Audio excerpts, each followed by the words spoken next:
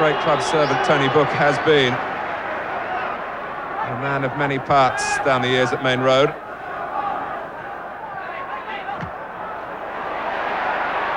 Rush. Mulby against Seagraves. Mulby's got the strength. Dibble outside the area, but Ian Rush rolls it into an empty goal, and Liverpool have scored first.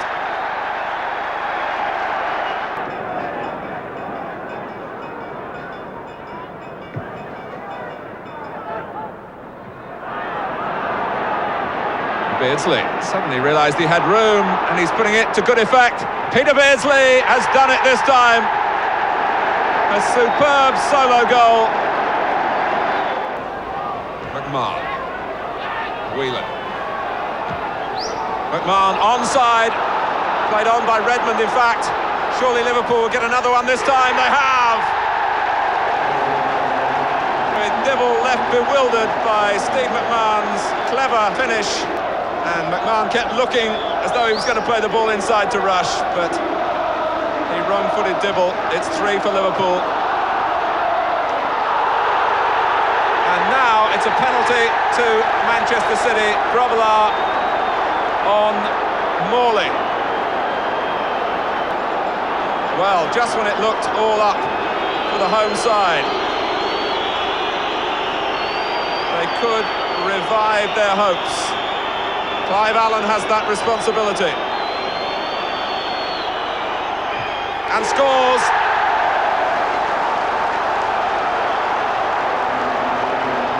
City could come again.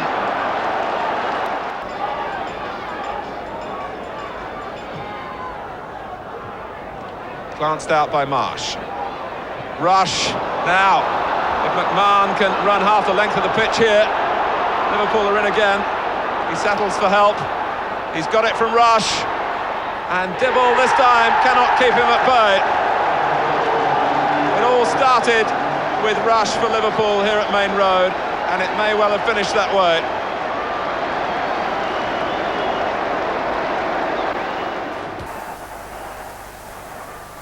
Memories of With, Morley, Mortimer and Cowans, the only survivor of Villa's Championship side. Still the best player on the park. Forrest unable to clear his free kick, and Olney the grateful benefactor. The combination of Chapman and Clough hasn't exactly brought defences crashing to earth this season. Worked well enough here though. Chettle the middleman, Chapman squaring. Interestingly, Villa played David Platt in midfield. Bobby Robson was all eyes. He picks his team to play Yugoslavia tomorrow. Must have been impressed both with Cowans and Platt, who bisected Walker and Chettle to make it 8 wins in 9 league matches, Villa's best run since winning the title in '81.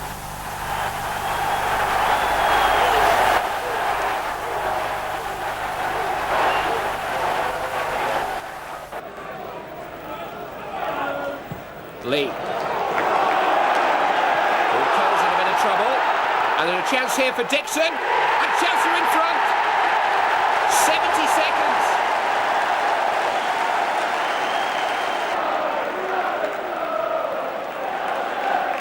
Dorigo in trouble.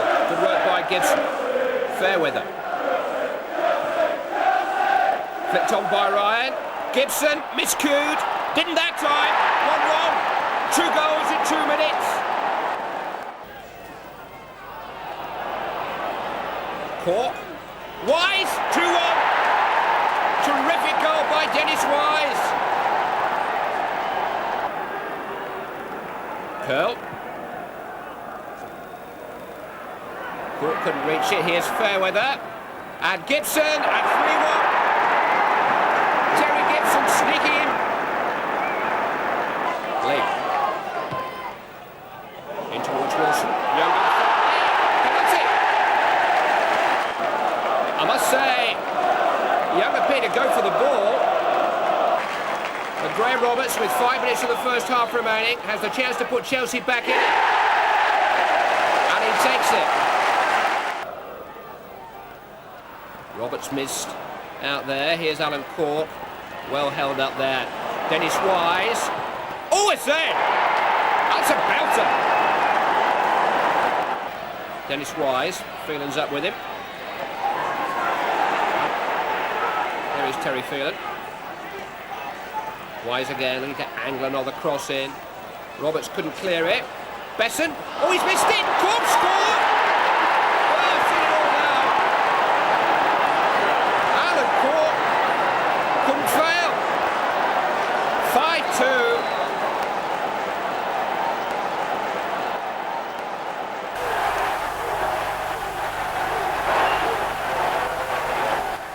5-2. Sheffield Wednesday are playing some good football at the moment. Daly and Atkinson's run here.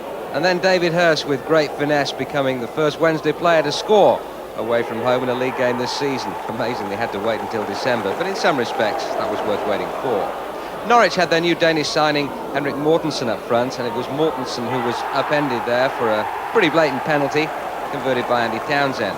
Townsend making it 1-1. Norwich possibly in line for their 7th home draw of the season, a trend continuing from last season, which probably cost them the championship. But they did manage maximum points yesterday. It was an own goal by Phil King, who got to the ball just ahead of Mortensen, who made a good start for his new club.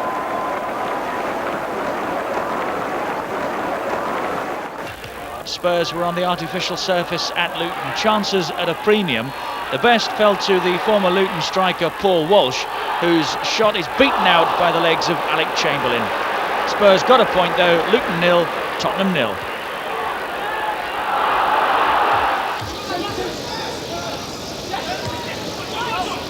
Derby putting together another good run, 4 wins on the trot. Funny how many of Dean Saunders' goals only just reached the back of the net, or the front to be precise. Here's another.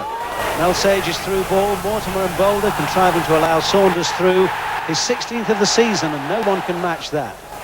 Lovely work by Craig Ramage on his league debut here. Inside the fullback, some pickering away, textbook stuff.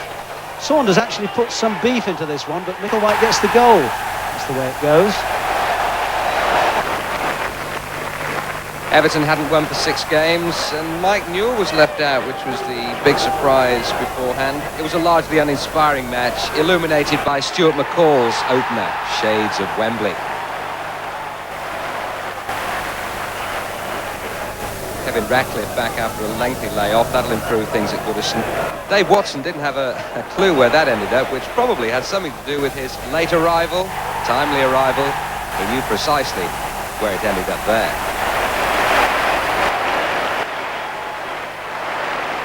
Do you remember when Millwall were top in September? Briefly. Too close to the bottom for comfort just now. Southampton in predatory mood. Shearer creates and Rideout clips home a beauty. Too much reliance on Cascarino and Sheringham, they say at the Den, but Cascarino says, just give me the bullets and stop worrying. 1 each. Sheringham was out with injury, so Paul Stevenson, on his first full match, shared the striking responsibilities, kept his head admirably here to put Millwall back in front. A first league win in 8 games? Well, it was a mere 3 minutes away when Brian Horne in goal pressed the self-destruct button. Why, oh why, Brian? Matthew Letitia wasn't waiting for a reply. 2 each.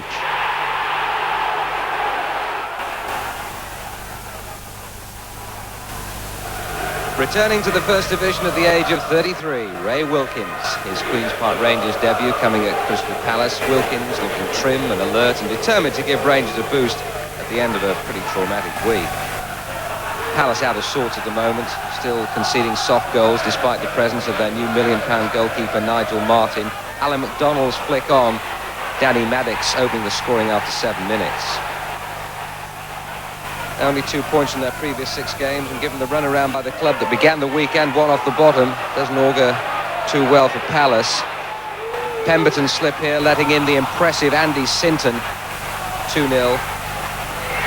Wilkins involved, in fact, involved from start to finish. It was a very impressive debut. And Peter Reid very much involved in number 3. Yes, the same Peter Reid who usually lets the ball do the work. Andy Sinton taking over, Reid needing a breather. 5 minutes left, best goal of the game. Andy Sinton looking a real bargain.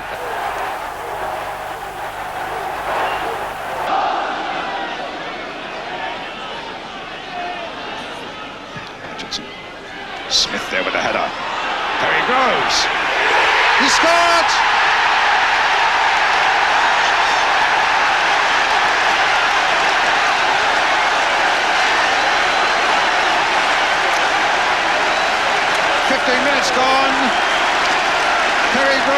scores for Arsenal. Ian St John. Well, again, Arsenal scoring off a set piece and a lovely strike by Perry Groves.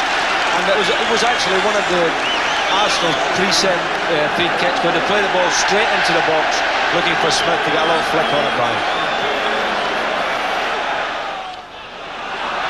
Now Smith.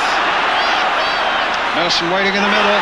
Smith may not require him. Off the crossbar. 4th Division Exeter's Littlewoods Cup adventure finally came to an end at Sunderland on Tuesday. Goalkeeper David Walter culpable, Colin Pascoe nipping in for the home side's first goal.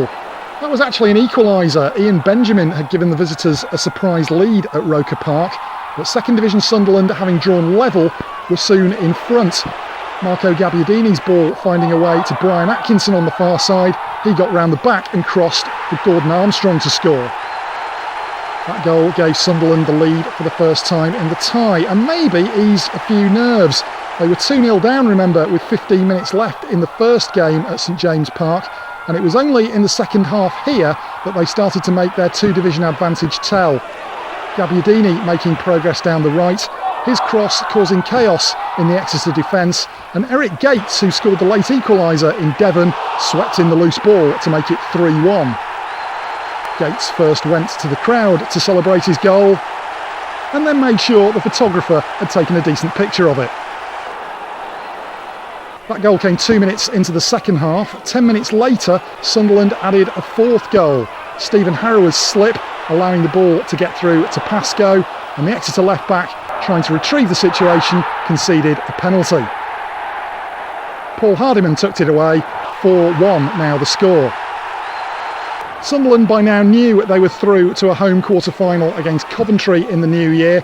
They added a 5th goal with a little bit of fortune about it. Atkinson's shot deflected in off Gates, who looked as if he might have just been offside. Jim McNichol got a late consolation for Exeter.